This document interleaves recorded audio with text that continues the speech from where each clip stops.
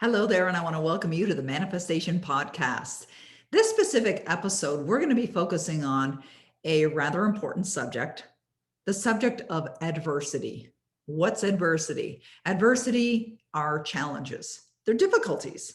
And no matter who you are or where you are, at some point in your life, you will experience them. And you experience them in different degrees. And there's different types of challenges as well that you will experience. And I've gone through my share as well. But there are many people that we're very familiar with that are well known in the world today, or may have been well known in the past, that also went through adversity. Did you realize that Vincent van Gogh only sold one painting while he was alive? And his name is very well known today, but it wasn't when he was alive on this planet. And I'm certain he went through some challenges. Do you realize that Einstein went through adversity as well? Did you know that he didn't even speak, didn't even say a word until he was 3, which was very unusual, definitely unusual. Do you know that Jim Carrey, who's a well-known actor, that he had to leave school when he was 15 to help support the family?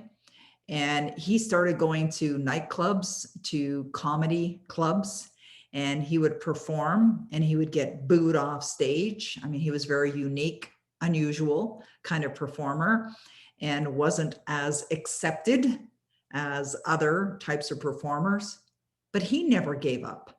And one of the things that Jim Carrey did was he wrote himself a check for $10 million. And it took several years, I believe it was 10 years, in fact, before he could actually cash that $10 million check.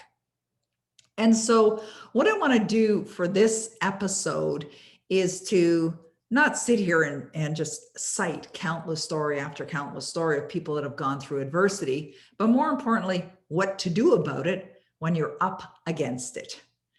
Because there's always a solution.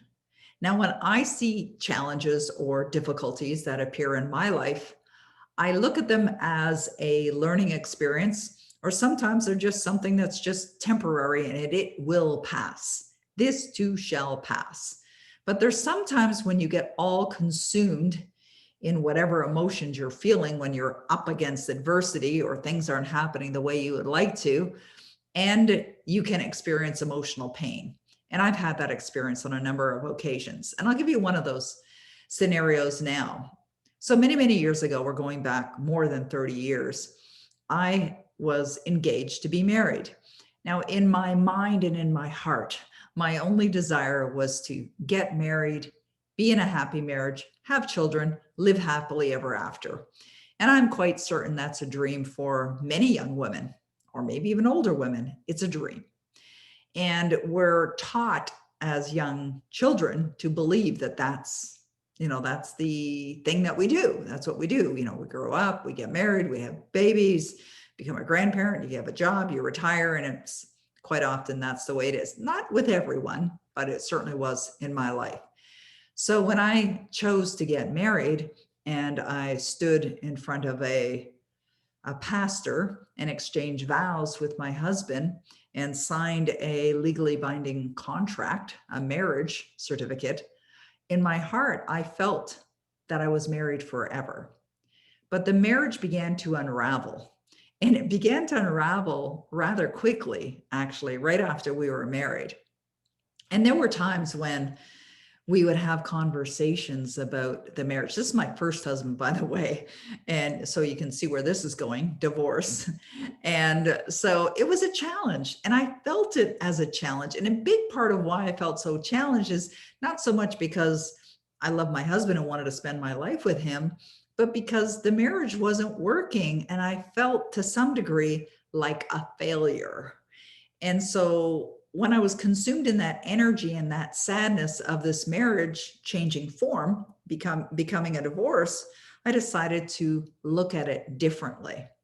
What I decided to do in that experience of going through this emotional pain and going through a divorce, I decided to see what I could learn from the experience. Because up until that point in my life, it was the most challenging, the most painful experience that I had ever experienced. We had a young son. We have a son. He's an adult now with his own family. But at that time, we had a young son. I mean, we tried to make it work, but here we were with a young son, and I didn't want to break up a family. And so what I decided to glean from this experience was based on a quote that I heard in a movie. And it was a movie with Ted Danson and Whoopi Goldberg. And in this movie, I don't remember the name of the movie, but I remember this scene. And in this movie, they were in a relationship together, but it wasn't working. And at one point, one of them said, it was either Whoopi Goldberg or Ted Danson said, "A bird and a fish can fall in love, but where do they live?" And so what they were really saying is that they came from different environments or different desires, different dreams, and they weren't comfortable in each other's environment. So a bird's not comfortable where a fish is, and a fish isn't comfortable where a bird is. And if a bird goes to where a fish is, it will die. And if a fish goes to live where a bird lives, it will die. And so that was the idea. And I realized that was my experience. It's not that there was anything wrong with me or there's anything wrong with my ex-husband. It just wasn't working. It wasn't a good fit. And so we made a decision that we would have a happy divorce, which we did, thankfully. But the greatest lesson that I learned from that adversity and that experience was that up until that point in my life, I really felt that I wasn't worthy of love. Now, just imagine for a moment, if you think the thought and feel the feeling that you're not worthy of love, are you going to manifest healthy relationships in your life? Not a chance. Absolutely not. And you will attract relationships, or possibly will attract relationships, but they're not going to work, and they're not going to be healthy when you have a belief within you that you're not worthy of love. Now, I know from working with many entrepreneurs in either my Skipping Levels program or authors in the Complete Author program, you must build belief systems within you that you deserve the success that you desire to experience in your life. And you do deserve it. Everyone deserves it. But if you don't believe you deserve it, if you don't believe you're worthy of success, you will sabotage, and things will happen. And sometimes unexpected things will happen. So what do you do when you're up against adversity? Well, you look at the scenario and you just glean the benefits or the lessons that you can learn from that experience, and then choose to create something new. You must understand that you're such a powerful being. You're a creative being. You're also a destructive being. My encouragement is for you to be on the side of growth, the side of creativity, and to really, truly focus on what would you love in your life. And that's how you manifest. So if we think of people that have done incredible things in this world, let's use an author example of J.K. Rowling. Now, J.K. Rowling was a struggling single mom. I was a single mom, a struggling single mom when I first became an author. And I had the desire to be successful as an author. In my heart, I wanted to make a difference with my books, but I had to build the belief system within me in order to create effective strategies and implement effective strategies and launch my books to the world. Now, when J.K. Rowling had her initial ideas for her book or books, she was a single mom. She was on welfare. She couldn't afford to pay the heat in her flat, so she'd go to a coffee shop just to warm up. I mean, she was really up against adversity. And yet, here's a woman who earned her way into the Guinness Book of World Records as the first billionaire author. So what I want you to know is that regardless of where you came from, regardless of what your experience is, or your education, or whether you have money or you don't have money, success is absolutely possible for you. We think about, Walt Disney, and that name is very, very familiar to many, many people, because what did Walt Disney do? Well, he built an empire, really, is what he did. He built an empire with the Disney properties that he has, the movies, like just how it's expanded merchandise into so many extraordinary ways. And Walt Disney had many struggles, and there were times when he ended up in bankruptcy, but he didn't give up. And that's the thing that you will find as a common denominator for those that have been in the depths of despair and yet climbed out to create phenomenal success, is that they never gave up. And so one time I remember hearing this, it's like, if you're without money or without funds, don't define yourself as being poor. It's a temporary situation. It's just that there may not be funds or the kinds of funds that you would love to have in your life at that time. But define yourself, see yourself, and feel as if you're already wealthy, and you will become wealthy. Now, that's a challenge for many people because that's not what they're experiencing in their life. And you may have even tried some things and it hasn't worked out for you. So it's not enough to just get involved in strategies or techniques or learn online marketing or think, I'm going to be an author too, and I'm going to create success. You have to have your mindset right as well. You have to know in your heart and really implant in your heart that you are already the success that you desire. There was a story one time about a gentleman who was homeless, and he was on a park bench, and he actually got off that park bench and created an empire and became very successful. And he was asked this question. And the question was, at what point did you choose to be the success that you are today? And he thought about the question and he answered, and he said, I was successful when I was on the park bench and I was homeless, because he chose that for himself. He made a decision that that's what he would experience in his life. And therefore, he created the success. Now, you may have heard about Thomas Edison as well. Like Thomas Edison, when he was in school, now he's known as the one who invented the light bulb, right? So his name has gone down in history. But when he was in school and he went to school, his teachers felt that he had no capacity to learn. They didn't believe they could teach him. So one day they sent little Thomas home with a note to his mother. And the note essentially said, there's no hope for this guy. We can't teach him. He's not going to make it. And so when the mom, Thomas Edison's mom, got this note, and he asked her, like, what does it say, Mommy? And she said, they think you're brilliant and that you really require special attention because you're so wise. So I'm going to teach you from home. So she didn't tell him what the note really said. She invited him to believe something different, and different indeed. He began to believe it. And of course, as you know, his name is well known in the world in our history books. Now, you may have also seen a new series that's on Netflix. It's a series called The Queens Gambit. And it was released just a few months prior to this recording of this podcast. And it was originally created by a gentleman by the name of Alan Scott.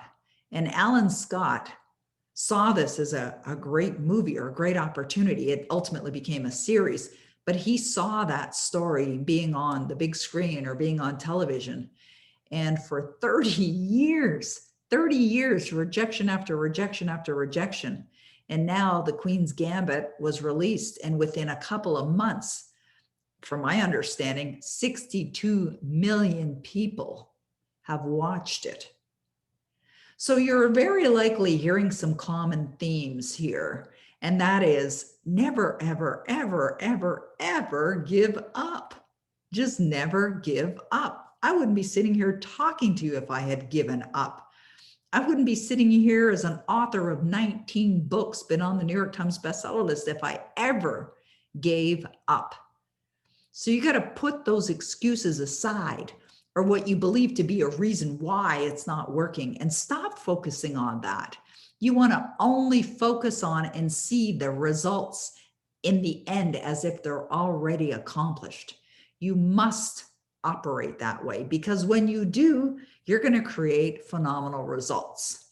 Now, you may have things that happen in your life that are unexpected. You may have some adversity or some challenges that you could see coming. But either way, it's an opportunity. Every time I see a challenge or experience a challenge, it's like an opportunity to grow, opportunity to learn, opportunity to look at it differently. We can always look at things a little differently. Wayne Dyer has been known to have said, when you look at things differently, the things you know, when you change the way you look at things, the things you look at change. But do they actually change? No. Your perception changes. And who's in charge of your perception? You are in charge of your perception. I just had a flashback to another example of adversity. Many, many years ago, this is before I met my husband, Denis, I had decided to build a home. And I had purchased homes before, but in this particular case, I had chose the property. It was a beautiful piece of land. And I chose the style of home that I wanted. And I was working with a builder. And so I had bought the home from the builder. We had a legally binding contract. And but the benefit of having the home built is that I got to choose certain things, choose the colors, choose the marble for the fireplaces. I got to choose the granite for the kitchen countertops. I got to choose the color for the hardwood for the floors. I got to choose the color for the garage doors. There were 3 garage doors. I mean, it was just a really fun and unique experience for me, because prior to this experience, I had always bought homes that were either, they may have been new, but they were already built. I'd never built a home or worked with a builder from ground up to build exactly what I wanted. So obviously I was pretty excited about this beautiful home that was being built. And so I went to see the builder one day. Now, what was happening, let me just back up a little bit. What was happening in the marketplace, in the real estate marketplace, by the time I had signed the contract to purchase this home that the builder was building, and as we're approaching the completion date, the real estate market had increased. And it was one of these rare times, at least in my city, where the real estate market was just like skyrocketing. And the builder felt that it was a lady that was the owner of the company. She was obviously getting, tradesmen to do the work on the house, but she felt she could get a higher price. And she felt she could get a significantly higher price if she put it on the market at a higher price. So she told me she was going to do that. And I said, well, you can't. I've purchased the home and we have a legally binding contract. And she said, too bad, sue me. I mean, I was stunned. And I suspect, you may have had an experience in your life too, where you were like, what? Like, is this really happening right now? And it's like, whoa. And so my immediate response was anger, right? Like, how can she do this? And she was just like, too bad, sue me. Well, I'm not into lawsuits. And, in Canada, we're not really like, I don't even know anyone who's been sued or know anyone that's done the suing. I mean, it's just so rare. And so, of course, she knew that the chances of me suing her are pretty much slim to none, right? So I went home and I cried. I mean, I was really feeling in that place of sadness. It's like, oh my God, I can't believe it. I mean, I was so emotionally attached to this building. And then I caught myself. It was an adversity situation. I caught myself. I realized what I was doing. And even though there was an emotional attachment to this home, I realized what I was doing. And I just stopped myself and I just said, what's great about this? Now, by asking that question, that's a really good question, by the way. You could write that down. What's great about this? It just invited me to look at the scenario in a different light. Now, I was in a place of desiring a new home at that time. And when I had gone to this woman and I was explaining to her, this builder, I was having this conversation with her and she says, too bad. And I said, why would you do that? I just didn't understand. I said, why would you do that? She said, well, let me explain. She was telling me about how the real estate market had gone up and she could get a lot more money. And if I wanted to pay her a lot more money, it's like, no, we have an agreement. And then she mentioned another home and she said, well, let me give you an example. There's this home over in this section of town. And she was telling me she was using it as a comparison. So I'm back at home that evening and I'm sitting in my home and all of a sudden I have a flashback to the home that she had mentioned, which was for sale. It was for sale. Anybody could have bought it. So I went online and I looked at it, and it's like, oh, that's a nice looking home. So I called the realtor and I said, could I go see the home? He said, sure, I'll meet you there tomorrow. So I went to see the home. As soon as I walked in the door, oh, let me also add this. That particular home was significantly higher in price than the one that I had bought, but a considerably, bigger home, far more beautiful. It was on a beautiful piece of land backing onto a private golf course. I mean, it was gorgeous. I mean, I remember walking in the front door and it had one of those spiral staircases. And if you went to the top, it was spiral all the way down, like 3 levels. And it was like, wow, triple car garage. It was big and spacious. And so as soon as I walked in the door of this home, I felt this rush of goosebumps, and it was such a good feeling. And I said to the agent, I said, I'm buying this home. And he said, you want to look at it first? You want to have a tour? You want to go around to the rooms? I said, sure. But I knew in that moment I was buying that home. And I did buy that home. And it was a beautiful home. And yeah, it was a lot more money than what I had planned on spending at that time. But it was a great invitation, a great opportunity for me to stretch myself, to grow. And so what happens is when you're up against adversity is it does present opportunities for you. Recently we launched my 19th book, Savvy Wisdom. It's SAVY, wisdom.com. You can go there and check out our special offer that we put together. And the day of the launch, I mean, I've been so looking forward to this. The day of the launch, my entire website went down for 4 hours. I've never had that happen before. It's like, wow. And so when it was happening, at first I was like feeling like I want to hyperventilate, but I didn't, because I'm trained myself, look for the good in every scenario. So I just relaxed. It was a Sunday afternoon. My husband and I decided to watch one of my clients' movies. It's one of my clients who's in my complete author program that took their book and made it into a movie. And so I said to Denny, how about if we do that now? It's going to take a couple of hours. And he's like, sure. And then I just visualized. I visualized what I desired. What did I visualize? The site's back and it's working. We watched the movie. We're done. Turn on my laptop. Boom. My website came back. Actually, in that moment, it came back. It hadn't been up prior to that time. And so there it was. And then a couple days later, I noticed that the price has gone bonkers on the Canadian website. Instead of the proper retail price, it was $109 for a hardcover edition. It's like, what? And so it's like, okay, we need to get the paperback version uploaded and we got to move fast. And within minutes, we had the paperback version up there, and within hours, less than 24 hours, about 12 hours, and maybe 14 hours, it was approved and available for sale. And so if you think about adversity, everyone goes through it. It's how are you going to handle it when it's happening? So if you're getting the messages from the examples that I'm sharing with you, is you got to be ready to look at the experience a little differently, find another way. Ask yourself, what's great in this scenario? Find the gifts and then move on. Or do something differently. When I first became an author, I mean, I was really ignorant to the whole author world, meaning not knowing. I wasn't familiar with what does it take to be a successful author, because I had an ignorant assumption. And the assumption that I previously had was, if you read a great book, the buyers will come. So I wrote a book. I self-published it. I printed 3,000 copies. You don't have to do that anymore, by the way. And I teach all of that in my complete author program. But I just thought that's what you do. And then your book's going to just, bookstores will want it. It'll fly off the shelves. So I had to learn effective strategies. So when you're going through adversity, sometimes it's an opportunity. It's an opportunity for you to learn something, to learn from the lesson, or learn a new skill set, or learn some new techniques to overcome the challenge that you're involved in. So it's not that, you're not going to fall down. It's whether you're going to get back up. And sometimes we get knocked down multiple times. I know I have in my life.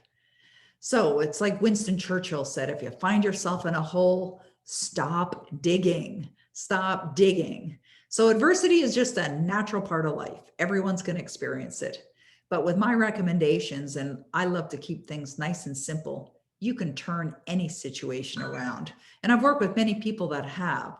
I worked with an author who was told he'd never walk again. And he said, not only am I going to walk again, I'm going to walk out of here, and did it. You've probably seen the movies of those stories as well. So I want to encourage you to look at adversity differently, to find the blessing in it, to learn from it, use it as an invitation to learn a new skill set or new strategies, and make these experiences to be something that really becomes a foundation for something even greater, because greater good is waiting for you. You, me, we all have an opportunity to experience something greater and grander than we've ever experienced before. But that choice is up to you. It's what you're going to do with it. So hopefully this has been a helpful segment for you from our Manifestation podcast. We are here to serve you in every way that we can in positive ways. I want to encourage you to check out savvywisdom.com. Check out my book. We've got a special offer going on right now. This book is getting incredible reviews. If you're an author or want to be one, check out the CompleteAuthorProgram.com as well. Love to have you in there. Or if you're an entrepreneur that really desires to take your results to another level, check out skippinglevels.com. And I look forward to seeing you again in our next episode of the Manifestation Podcast.